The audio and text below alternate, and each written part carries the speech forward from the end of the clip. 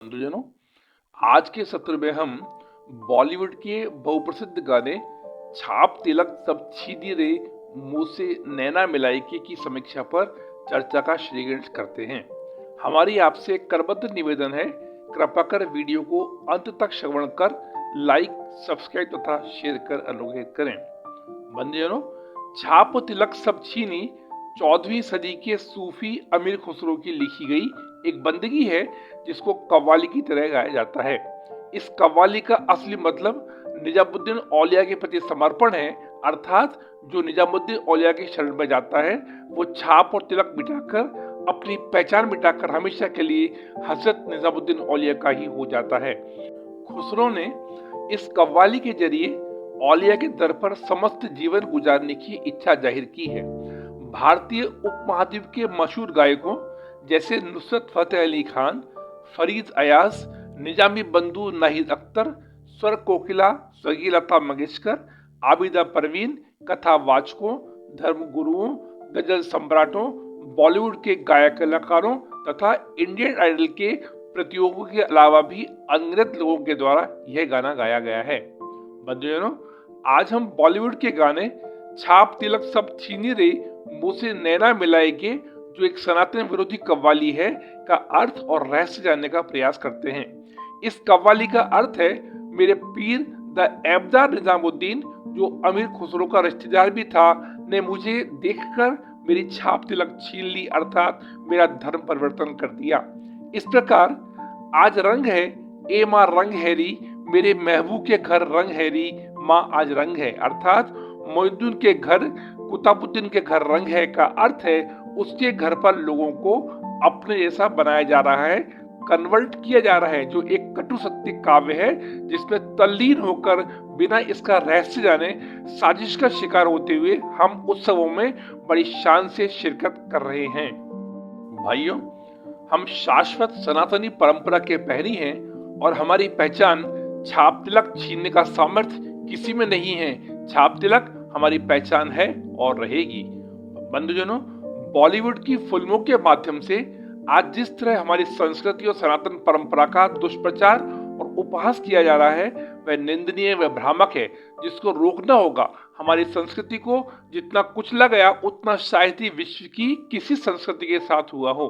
अफसोस इस बात का है कि हम अपने नौनिहालों को धार्मिक शिक्षा नहीं दे रहे हैं। फलस्वरूप आज के सनातनी नौजवान भाई बहन अपने धर्म के प्रतीकों, देवी देवताओं, पवित्र स्थलों, संस्कृति, सभ्यता तथा साहित्य के महत्व के संबंध में अनभिज्ञ होने के कारण इस प्रकार के कुंठित दुष्प्रचार का प्रत्युत्तर देने में असमर्थ हैं। बंधुजनों, यह हमारी अकर्मण्यता का जीता जागता प्रतिफल ही है कि आजादी के 70 साल के अंदर स्थिति यहाँ तक आ गई है कि हमारे देश के 9 राज्यों में हिंदू अल्पसंख्यक हो चुका है। आज देश को सबसे बड़ी चुनौती उन गद्दारों से है जो राष्ट्र से ज्यादा अपने स्वार्थ को तवज्जो देते हैं।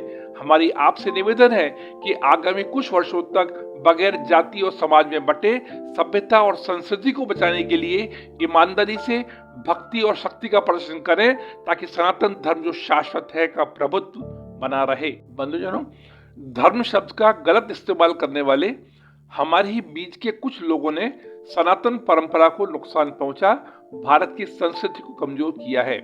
आजादी के बाद मजहब के नाम पर देश का विभाजन करा लिया गया।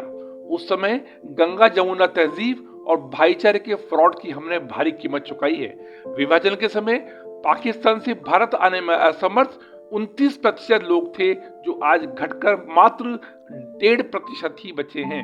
हम जिस ऐनक से देश को देख रहे हैं उसको उतार कर फेंक देना होगा। आज देश में गंगा जमुना तहजीब और भाईचारे का फ्रॉड नहीं चलेगा, क्योंकि यह 1947 नहीं 2024 है। आज विश्व में कुछ देश आतंकवाद से जूझ रहे हैं, जिनके नागरिक और समाचार पत्र कह रहे हैं कि इस आतंकवाद का सामना सनातन परंपराओं से पूर्ण सिर्फ भारत ही कर सकता है। बंधुजनों, आजादी को हमारे पूर्वजों ने अपने संघर्ष और बलिदान से हासिल किया है। जहां आजादी के बाद से आज तक हमारे देश के समस्त बहुचर्चित राजनीतिक दल सिर्फ अल्पसंख्यक वोट बैंक की राजनीति करते रहे हैं, वहीं 70 साल बाद प्रभु की कृपा से हमारे देश को सनातन धर्म समर्थक शीर्ष नेतृत्व प्राप्त हुआ है, जिसके द्वारा हिंदुत्व को कमजोर करने के उद्देश्य से विदेशों से फंड पाने वाले एनजीओ का रजिस्ट्रेशन रद्द करने का ऐतिहासिक फैसला लिया गया, जिसका हम स्वागत करते हैं। पूर्ण विश्व में बहुसंख्यक आबादी वाले भारतवर्ष में मात्र बहुसंख्यक आबादी को ही हर नियम कानून का पालन करना होता है और उसी समाज को सरकार से समान नागरिक संहिता की मांग करनी होती है। बंधुजनों, हमारी आपसे सविनय निवेदन है, कृपा कर सच्चे सनातनी होने के नाते कमेंट बॉक्स में जय श्री कृष्ण अवश्य लिखकर सनातन धर्म को पुष्ट करने की दिशा में अपना योगदान प्रदान कर कृतार्थ करें। बंधुजनों, अमीर खुसरो तो सिर्फ प्रेम का हवाला देकर छाप तिलक सब छीनी रे मुंह से नैना मिलाई के ही कहकर चुप हो गए थे, लेकिन आज तो आधुनिकता ने बड़े आराम से बिना कोई कारण बताए ही हर किसी की पहचान छाप तिलक सब छीन डाली है, जो विश्व में बहुत ही कम देखने को मिलता है।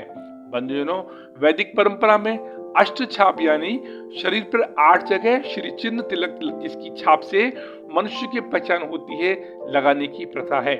ईशवंदन, हवन, जप कर्म, दान कर्म, तीर्थ करते समय, तीर्थ स्नान के बाद, पूजा के बाद दोनों भुवों के बीच स्थित आज्ञा चक्र को क्रियाशील करने के लिए तिलक छाप लगाने का आध्यात्मिक व सनातन विधान है तथा जिसके पीछे कुछ आध्यात्मिक परिकल्पनाएं जिनको हम आज खो बैठे हैं, जो निरर्थक सी हो गई हैं, भारतीय और हिंदू होने का प्रतिनिधित्व करती हैं।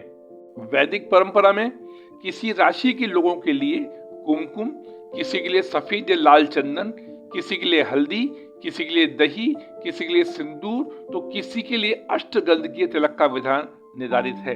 बंधुजनों, सनातन धर्म को पुष्ट करने की दिशा में आप सभी सनातन प्रेमियों के सहयोग की अपेक्षा के साथ हम अपना साधुवाद प्रेषित करते हुए वाणी को अगले सत्र तक विराम देने के लिए क्षमा प्रार्थी है। अतः अगले सत्र में मिलने की तीव्र इच्छा के साथ जय श्री कृष्ण।